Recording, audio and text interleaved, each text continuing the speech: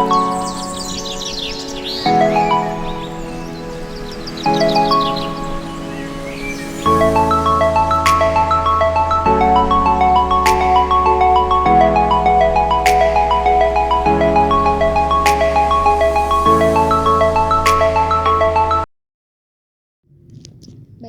kita masuk ke pembahasan yang pertama, yaitu belajar bahasa anak usia dini. Jadi, belajar bahasa anak usia dini merupakan membahas tentang karakteristik anak usia dini. Nah, nantinya kita bakalan menjadi seorang pendidik, bakalan menjadi seorang ibu, bakalan menjadi seorang ayah. Dan kita harus mengetahui dulu karakteristik anak usia dini itu kayak gimana sih dalam pelajaran bahasa Inggris, dan juga agar kita itu nantinya itu bisa menciptakan pembelajaran yang secara efektif gitu. Nah, jadi di materi yang pertama ini memiliki tahapan gitu. Tahapan yang membedakan karakteristik anak usia dini, yaitu ada 2 tahap, yaitu mulai dari 5 sampai 7 tahun dan 8 sampai 10 tahun gitu.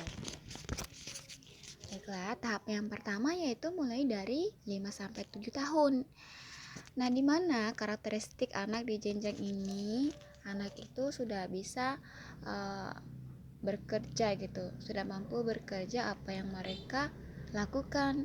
Kemudian juga mereka tuh udah kayak bisa menjelaskan apa yang sedang mereka lakukan, apa yang mereka dengarkan.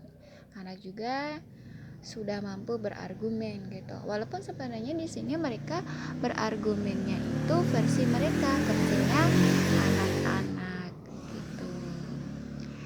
Bukan hanya saja itu, di jenjang umur ini juga anak itu sudah kayak udah banyak sekali memberikan alasan-alasan yang tidak logis, dan juga anak itu kayak gimana ya, sudah bisa memahami situasi juga, sudah memahami situasi yang mereka tangkap, walaupun sebenarnya mereka sudah pahami jauh sebelum mereka memaknai bahasa gitu. Dan juga anak itu sudah kayak mampu sudah bisa memahami bahasa, walaupun sebenarnya mereka sebelumnya sudah memaknai sebelum mereka mengenal bahasa itu sendiri. Dan juga di jenjang umur ini anak itu sudah kayak cepat merasakan bosan gitu. Jadi kan nantinya kita bakalan jadi seorang pendidik, jadi seorang ibu, jadi seorang ayah. Jadi kita itu menjelaskan materi itu jangan sampai menggunakan penjelasan yang panjang ataupun kayak kita itu berceramah atau metode ceramah ya. Jadi anak itu cepat bosan gitu. Jadi usahakan itu memberikan materi itu sekitar 10 sampai 15 menit kayak gitu, biar anak itu nggak merasa bosan. Di jenjang ini juga anak itu belum bisa membedakan mana yang fakta, mana yang fiction gitu. Belum bisa membedakan sama sekali gitu. Dan juga anak itu di sini tuh udah belum bisa mampu untuk diajak kerjasama. Mereka kayak gimana ya, kalau kita memberikan kelompok ya, kelompok aja mereka tahu, tetapi mereka itu bakalan mengerjakan sendiri-sendiri gitu. Baik, kita masuk ke tahap yang kedua, yaitu mulai dari 8 sampai 10 tahun. Kebalikannya tadi gitu. Kalau di usia 5 sampai 7 tahun itu anak itu belum bisa membedakan mana yang fiction, mana yang fakta gitu. Nah, kebalikannya, kalau di usia yang 8 sampai 10 tahun ini karakteristiknya itu mereka itu sudah mampu menjelaskan fakta dan fiction. Sudah bisa mampu menjelaskan gitu. Dan juga anak itu udah bisa bertanya sebanyak-banyaknya ke kita gitu, sudah mampu bisa bertanya, pokoknya bertanyanya banyak-banyak ke kita. Dan juga di jenjang usia ini anak itu sudah mampu kayak merasa suka dan tidak sukanya, sudah bisa kayak aku suka berteman sama dia, tapi aku tidak suka berteman sama dia, sudah bisa menunjukkan rasa suka dan rasa tidak sukanya gitu. Nah, kemudian kan tadi yang di jenjang umur yang 5-7 tahun itu anak itu belum mampu bekerja sama gitu. Nah, kalau di usia 8-10 tahun ini anak itu sudah mampu bekerja sama dan sudah mampu mengerjakan tugas gitu. Itulah pembahasan dari materi ke yang pertama. Oke, sekarang kita masuk ke materi yang kedua, yaitu manajemen kelas dan atmosfer. Nah, manajemen kelas dan atmosfer merupakan mengatur kelas agar pembelajaran lebih efektif itu.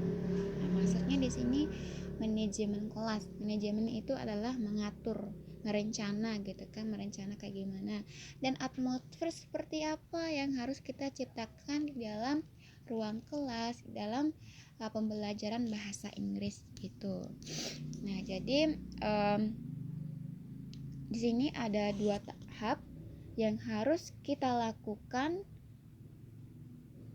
sebagai seorang pendidik, sebagai seorang ibu, sebagai seorang ayah dalam mengajarkan ataupun dalam saat kita mengajarkan bahasa Inggris kepada mereka. Jadi yang pertama yaitu menjadi sosok pendidik ideal ataupun menjadi seorang guru yang ideal, menjadi ibu yang ideal, menjadi ayah yang ideal gitu. Jadi seorang pendidik yang ideal itu seperti apa sih kan gitu. Jadi yang pertamanya itu dia memiliki humor. Kita tuh harus humoris ya gitu kan. Kemudian juga sebagai seorang pendidik itu harus memiliki pemikiran yang luas. Jangan sampai kita pemikirannya itu hanya terbatas. Jangan sampai nantinya anak didik kita yang memiliki pemikiran yang luas, itu jangan sampai ya. Kemudian juga sebagai seorang guru yang ideal itu harus bisa menyesuaikan diri dengan anak-anak gitu, sama siswanya, sama peserta didiknya gitu. Dan juga dia itu kayak bisa masuk ke dalam dunianya anak-anak.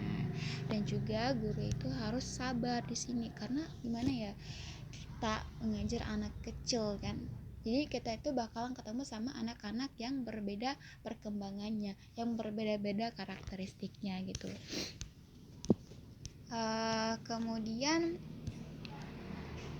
jadi menjadi seorang pendidik yang ideal itu bukan hanya saja humoris dan segala macam itu, tetapi dia itu harus mempunyai kelebihan juga gitu. Kelebihannya yang seperti apa? Kayak dia bisa menggambar, kemudian dia kayaknya bisa mempunyai kelebihan gitu, bukan hanya saja menggambar doang gitu. Jadi dia tuh harus kayak gimana ya, apapun yang dia jelaskan itu harus ada ekspresinya ya, apa yang dia ngomong itu ya. Kemudian juga seorang pendidik itu harus bisa acting, harus kayak menjadi aktor ataupun aktris di depan mereka gitu, atau to act gitu. Dan juga harus memiliki kelebihan yang banyak itu tadi, kelebihannya menggambar segala macam gitu. Nah, kemudian juga kita sebagai seorang pendidik itu harus memberikan kenyamanan kepada mereka, harus membuat mereka itu ceria, gembira gitu. Dan jangan sampai kita itu membedakan antara anak yang satu dengan anak yang lainnya, itu nggak boleh banget. Jadi kita tuh harus sama ratakan gitu, jangan sampai nanti ketemu sama anak yang pintar, kamu pintar banget, jangan sampai kayak gitu. Setiap anak itu pintar dengan cara mereka sendiri. Setiap anak itu memiliki kepintaran yang berbeda. Mungkin anak ini dia pintarnya di bagian musik, anak ini di bagian bernyanyi, anak ini bagiannya tari gitu. Jangan sampai kita membedakan. Semua anak itu pintar dengan kemampuannya mereka masing-masing gitu. Jangan sampai kita kayak membedakan, jangan sampai gitu, sama ratakan antara anak yang satu dengan anak yang lainnya. Kemudian kita masuk ke tahap yang kedua ya. Jadi tahap yang kedua ini apa sih yang harus ada di dalam ruang kelas gitu, ataupun kita mengatur kelas gitu kan. Mengatur kelas itu kayak gimana, apa sih yang harus ada dalam ruangan tersebut gitu.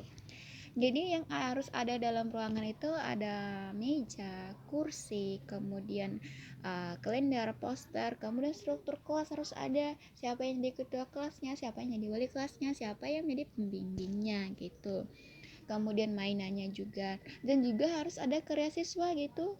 Harus ada karyanya siswa juga di situ agar ternyata mereka tuh punya karya sendiri sebagai motivasinya gitu.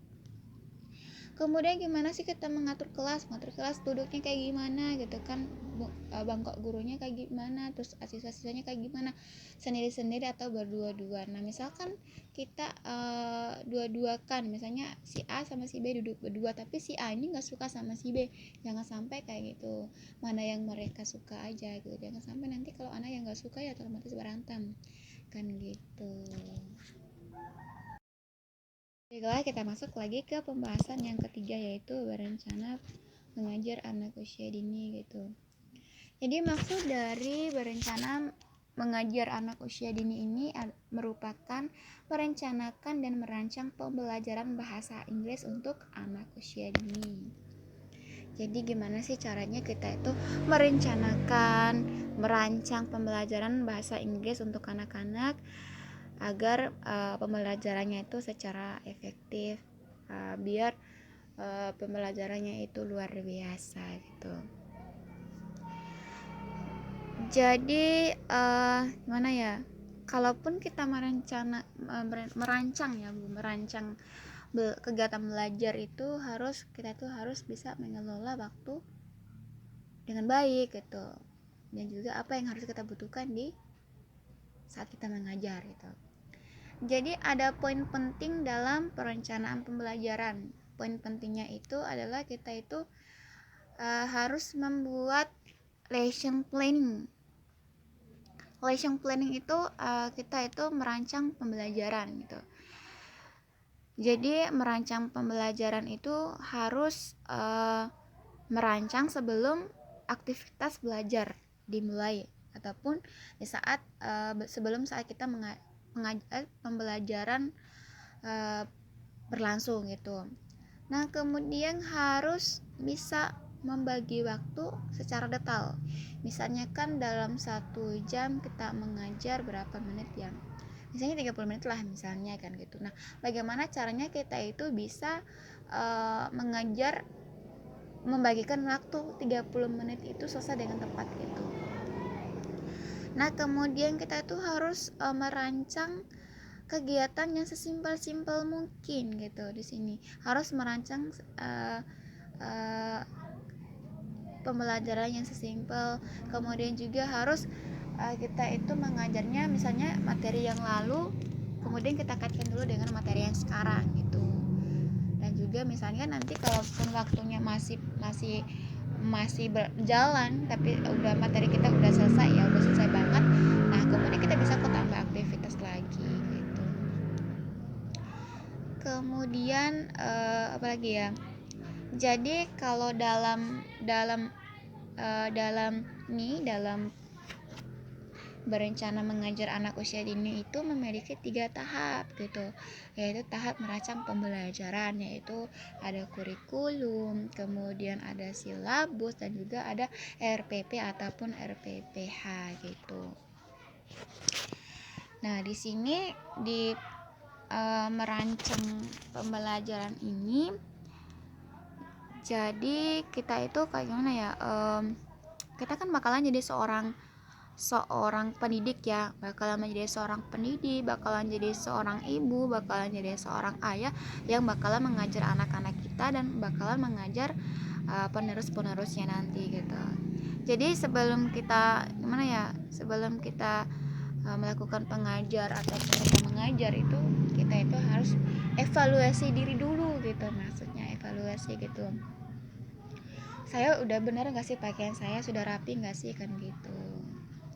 Kemudian kayak gimana ya, apakah saya sudah memahami materinya apa enggak gitu, apakah mereka suka nggak sih dengan materi yang saya jelaskan gitu kan, apakah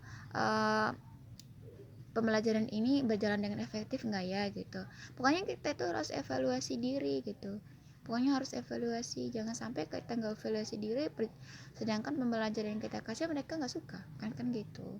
Jadi kita harus evaluasi kan dulu. Terus juga harus kayak gini, harus kayak benar nggak sih yang saya sampaikan gitu kan, kayak ngevaluasi diri gitu.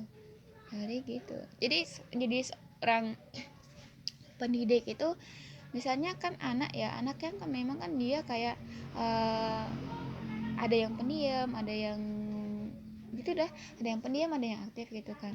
Nah gimana seorang pendidik itu misalnya dia punya masalah dengan keluarganya, jangan sampai dibawa di situ, dibawa di kelas. Jangan sampai, kalaupun kita punya masalah itu kita simpan di luar kelas dulu, kita masuk, karena pada saat kita mengajar itu kita sudah masuk ke dunianya anak-anak. Jadi gitu, jadi seorang pendidik, jadi seorang orang tua, jadi seorang ayah gitu. Oke, baiklah kita masuk ke pembahasan yang terakhir, yaitu menggunakan media dalam pembelajaran anak usia dini. Jadi maksud dari menggunakan media dalam pembelajaran anak usia dini ini merupakan pendidikan harus mengetahui media apa yang diterapkan dalam mengajar bahasa Inggris untuk anak usia dini gitu. Nah di sini kita itu harus kayak apa sih, media apa sih yang harus kita gunakan dalam mengajar anak-anak, apakah menggunakan LCD atau menggunakan media visual, kan kita kan nggak tahu kan gitu. Jadi kita itu harus kreatif juga. Di sini harus kreatif gitu untuk mengasah perkembangan anak.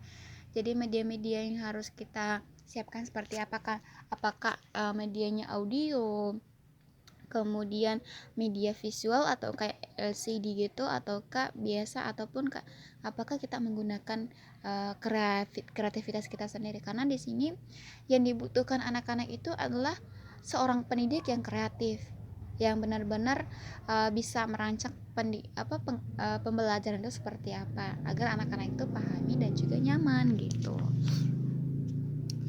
Jadi sedikit ya dalam